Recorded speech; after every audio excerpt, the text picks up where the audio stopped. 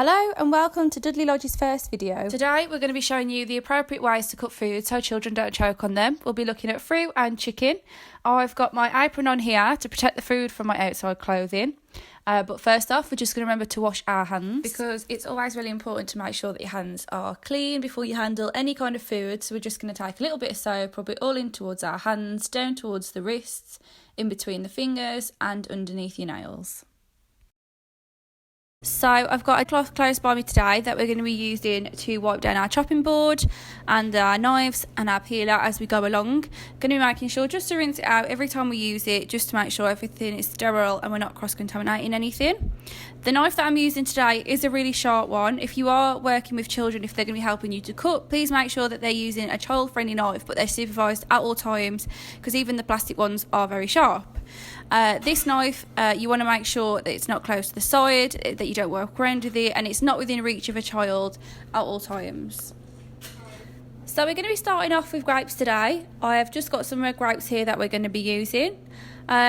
Grapes are actually most commonly choked on fruit by children, and not many people know this, but they're actually the size of a child's windpipe, so it is really easy for them to get lodged in their throat if they swallow them whole. So to avoid this, you always want to make sure that you cut them. More often than not, people do just cut grapes in half as so, but this doesn't stop them from choking on them, as they do still remain the circumference of a child's windpipe. So you actually want to cut them in half like this.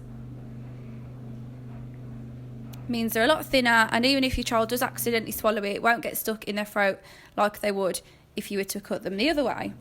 So this is how the grapes should be cut. So it means they're nice and thin. And just to be extra safe, and depending on the age of your child, you can cut them in half again, like so. And there you have your grapes. So you have your way to cut them and not to cut them. Okay, so now we're going to move on to strawberries, a much loved fruit among children. You just want to remove the top bit, throw that away, and then you want to wash your fruit. We have washed all of our fruit today that we will be using, but just remember, especially if you picked them yourself, that you want to make sure there's nothing left on them.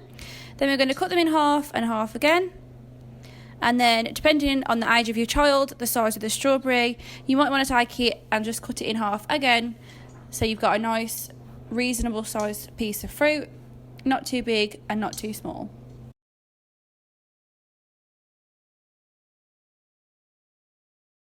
Okay, so next we're going to be moving on to banana. Just obviously start by removing the outside peel of your banana. We don't ever recommend that you ever just give the banana whole to a child, because obviously if they take off a big chunk, they can swallow it easily. So you're going to start by cutting nice thin slices like this. Depending on the age of your child, that could be okay for them if it's a nice thin slice. Or if you're doing thicker chunks, you can cut them into cubes like this, halving them. So as we said earlier, never give them a whole, never give them a half, and never just give them a chunk like this. You always want to make sure that they're cut into nice pieces. Okay, so next we're going to be moving on to apple. Apple can be a tricky fruit to cut sometimes because of the core in the middle. You can buy a corer, but these are expensive. We're going to be using a peeler to remove the outside peel of the skin. And then we're going to be using the good old-fashioned method of just chopping around the outside of the apple, cutting into 4 segments like so.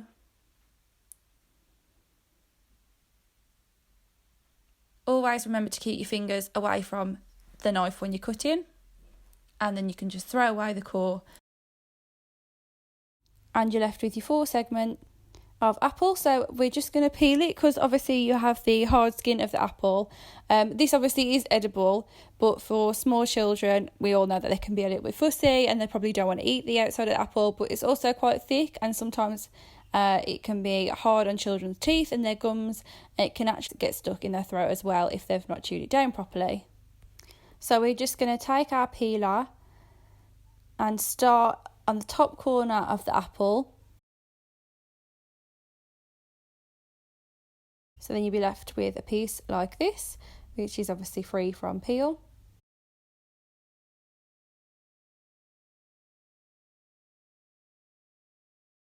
So then we're going to take our apple pieces and cut longways into strips. And then we're just going to cut across again. So we've kind of chopped them into nice small squares. And there you go. Moving on to pears, we're going to start by taking off the top of the pear, as obviously you can't eat this bit, and then we're going to take off the bottom as well and just throw these two ends away. Pears have a core just like apples do, so we're going to start by cutting off 4 segments around the pear, which leaves us with the core and the seeds inside that we can then just throw away. So similar to the apple, we're going to take our peeler and we're going to start cutting off the skin of the pear.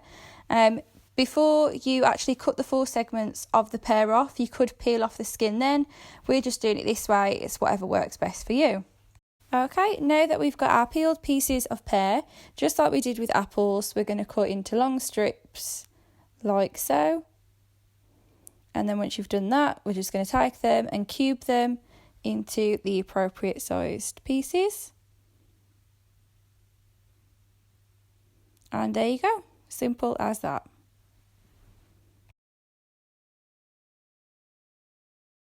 Moving on to tomatoes now. If I just take a grape, obviously we were showing you a grape earlier to show you how big a child's windpipe was.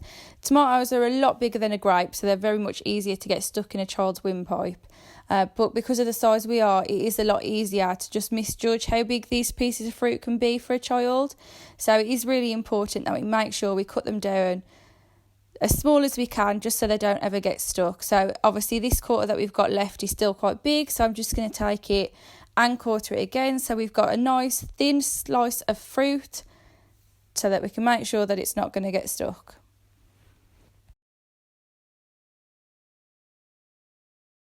So changing things up a little bit from fruit, we're going to be looking at meat. It's really important with meat that you make sure you use a very different chopping board to the one that you've used to cut anything else with. Really, you want to make sure you have a designated chopping board for meat.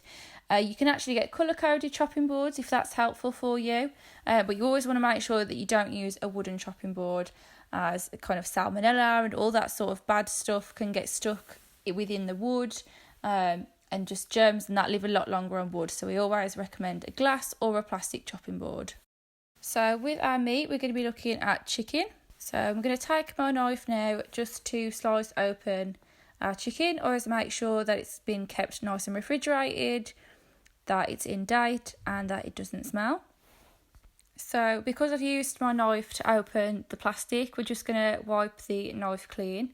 We're going to take our chicken fillet and we're going to start by slicing a medium, kind of average size piece of chicken that we would kind of cut for ourselves. Obviously this is too thick for a child, so whilst we might want to cut the pieces that we would use for ourselves, we can then cut smaller pieces after for the child so that we can be cooking them together, so it's not more faff. So you've got your size chicken and their size chicken, but it's obviously really important that the slices that you cook for them are a lot smaller, like so. Always remember the grape, if you need to think about a child's windpipe and whether it would get stuck or not, the smaller the better, because it always is better to be safe than sorry. So moving on to just actually cooking the chicken now, we're going to take a little bit of oil and pop that into the pan. We want to make sure that we're doing this before we've actually turned the hob on, as it's quite dangerous if you were to turn the hob on and then put the oil in. If the pan's really hot, it can spit at you, and make sure that you're always watching the oil when it's in the pan, as it can seem harmless, it can seem like there's nothing wrong with it, because there's nothing in there to burn, but the actual oil within the pan, if it is on, can set on fire, so it does create quite a bit of a fire hazard. So you just want to make sure that when you're cooking your chicken, you're supervising at all times. Then we're just going to make sure that we wash up the chopping board that we've been using. Always keep an eye on the handle of your pan. You want to make sure it's not near a child, that they can't get to it and knock it off, that you're surveying it at all times. So then I've got my spatula here that I'm going to be using just to stir my chicken. You want to make sure that chicken is cooked all the way through, as chicken is actually one of the most common foods that people get food poisoning from. So you want to make sure that you cook it for a really good amount of time, that it turns this nice white colour here that we've skipped to.